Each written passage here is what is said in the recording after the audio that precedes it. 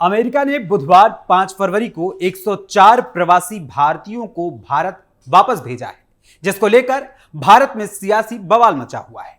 इस सियासी बवाल के बीच जहां संसद में विपक्ष की ओर से इसे मुद्दा बनाकर सरकार पर निशाना साधा गया और प्रधानमंत्री नरेंद्र मोदी और अमेरिकी राष्ट्रपति डोनाल्ड ट्रंप की दोस्ती पर सवाल उठाया गया, तो वहीं दूसरी ओर सरकार की ओर से विदेश मंत्री एस जयशंकर ने संसद में इस पूरे वाकये पर परत दर परत खोलते हुए इसके पीछे की असल वजहों का खुलासा कर दिया, तो वहीं विपक्ष को करारा जवाब भी दिया है।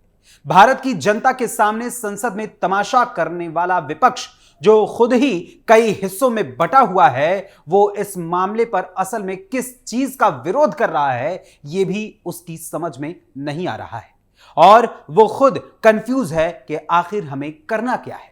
कांग्रेस सांसद राहुल गांधी, प्रियंका वाड्रा, सपा सांसद अखिलेश यादव समेत अन्य विपक्षी दलों को विदेश मंत्री एस जयशंकर ने कैसे दिया प्रवासी भारतीयों के अमेरिका से वापस भेजे जाने के मुद्दे पर जवाब, और साथ ही क्या है इन प्रवासी भारतीयों के अमेरिका से भारत भेजे जाने की असल कहानी, आपको बताएंगे विस्तार से हमारे खास प्रोग्राम टर्निंग पॉइंट के आज के इस अंक में।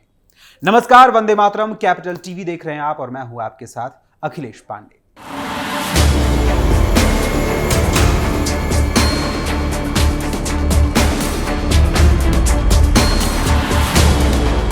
अमेरिका ने अवैध भारतीय प्रवासियों को भारत डिपोर्ट कर दिया है। जी हां, गौर करिएगा, अवैध रूप से रहने वाले भारतीय प्रवासियों को।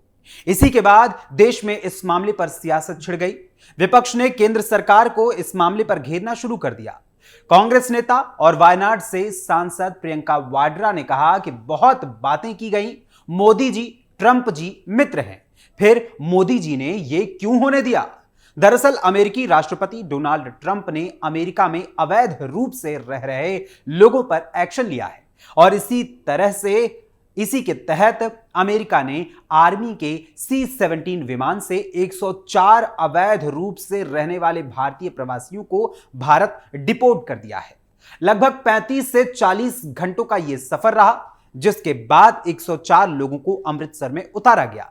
इसके बाद इन प्रवासी भारतीयों की कई कहानियां सामने आईं और साथ ही विमान में बैठने के दौरान के वाकये का भी उन्होंने जिक्र कर कई कहानियां साझा की, जिसके बाद विपक्ष ने इस मामले पर केंद्र सरकार को घेरना शुरू कर दिया।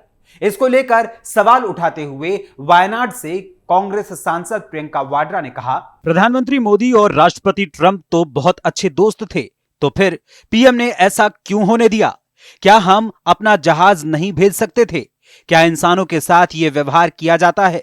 विदेश मंत्री ही नहीं, पीएम मोदी इस पर जवाब दें, यह कोई तरीका है क्या? वहीं जहां कांग्रेस सांसद प्रियंका वाड्रा की ओर से इस पर हमला बोला गया, तो उसके साथ साथ समाजवादी पार्टी की ओर से भी सोशल मीडिया प्लेटफॉर्म एक्स के जरिए एक वीडियो साझा किया गया है, जिसमें संसद परिसर में सपा सांसद अखिलेश यादव, कांग्रेस अध्यक्ष मल्लिकार्जुन खड़गे, कांग्रेस सांसद राहुल गांधी, कांग्रेस सांसद प्रियंका वाड्रा, सपा सांसद धर्मेंद्र यादव समेत कई अन्य विपक्षी सांसद वहां पर मौजूद थे।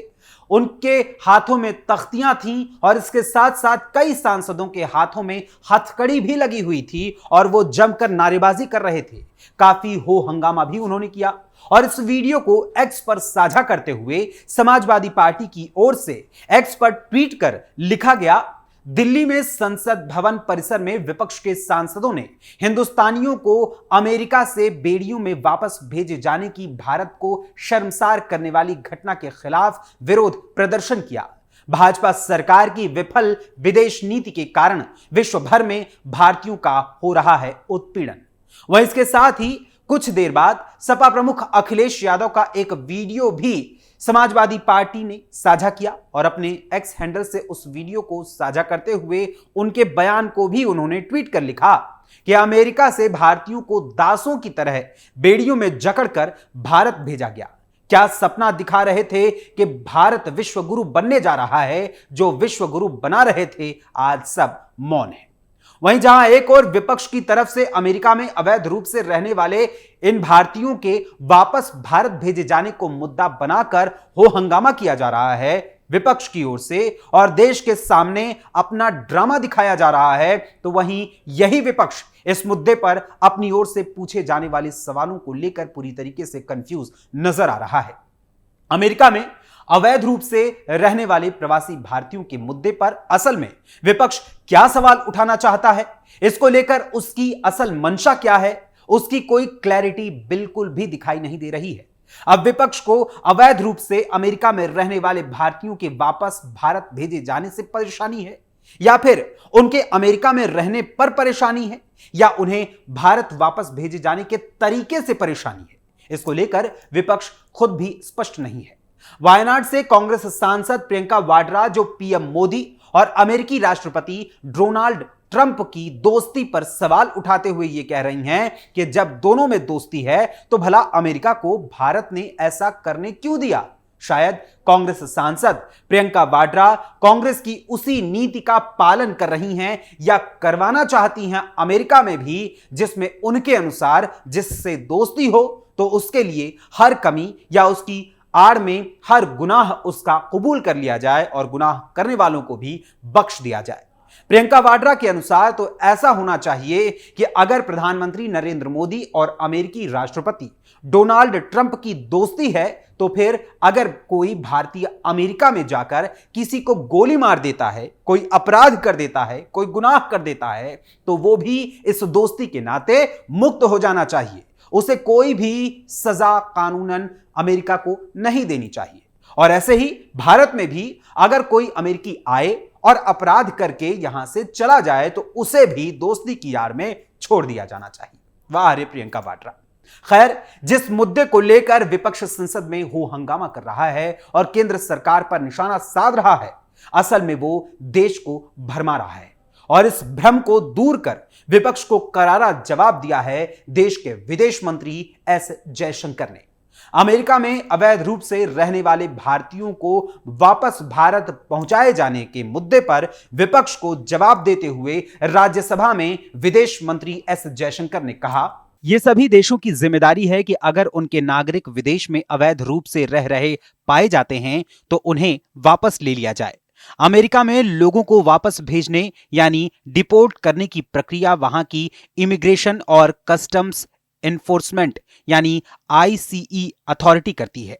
2012 से लागू एक नियम के मुताबिक जब लोगों को विमान से वापस भेजा जाता है तो उन्हें सुरक्षा के लिए बांध कर रखा जाता है, लेकिन आईसीई ने हमें बताया है कि महिलाएं और बच्चे इस प्रक्रिया से मुक्त होते हैं, यानी उन्हें नहीं बांधा जाता। वहीं इसके साथ ही विदेश मंत्री एस जयशंकर ने इस दौरान यह भी कहा कि हम अमेरिकी सरकार के साथ बातचीत कर रहे हैं ताकि ये यकीन बनाया जा सके कि वापस लौटने वाले निर्वासितों के साथ किसी भी तरह का दुर्व्यवहार न हो। वहीं इस दौरान उन्होंने पुराने कुछ आंकड़े भी सदन के सामने पेश किए और कहा कि यह प्रक्रिया कोई नई नहीं है। विदेश मंत्री एस जयशंकर के अनुसार इससे पहले साल 2010 में 799 अवैध प्रवासी भारतीय अमेरिका से डिपोर्ट किए गए थे।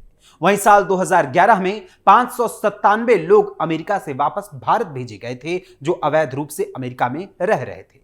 वहीं साल 2012 में भी 530 अवैध रूप से प्रवास करने वाले भारतीय अमेरिका से वापस भारत भेजे गए थे।